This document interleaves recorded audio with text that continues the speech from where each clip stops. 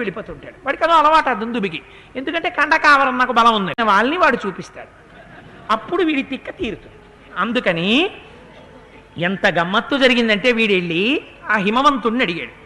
అడిగితే హిమవంతుడు అన్నాడు, ఇదేమిటయ్యా నీతో నాకు యుద్ధం ఎందుకయ్యా మధ్యలో, నాకేం యుద్ధం చెయ్యాలని లేదు అంటే వీడన్నాడు, నువ్వు యుద్ధం చేయకపోతే ఎలాగయ్యా, సముద్రుడు ఇలాగే అన్నాడు, నువ్వు ఇలాగే అన్నాడు, ఇలా యుద్ధం చేయనంటే నేను ఒప్పుకోను, యుద్ధం చేసేవాడి పేరోడు చెప్పన్నాడు.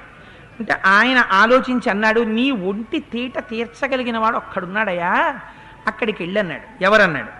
తతస్తద్వారమాగమ్య, అక్కడ వాలీనామ మహాప్రాజ్ఞ శక్రపుత్ర ప్రతాపవాన్ అభ్యాస్తే వనర శ్రీమాన్ కిష్కిందా మధుల ప్రభాం.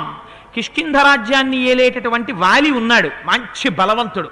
అక్కడికి వెళ్ళు, వెడితే ఆయన నీతో యుద్ధం చేస్తాడు. ఆయనకి ఇలాంటి వాళ్ళే కావాలి. రోజు ఆయన లిస్టు వెతుక్కుంటున్నాడు పాపం. నువ్వు ఇవాళ నువ్వు దొరుకుతావు, మీ ఇద్దరు కొట్టుకోండి బాగుంటుంది.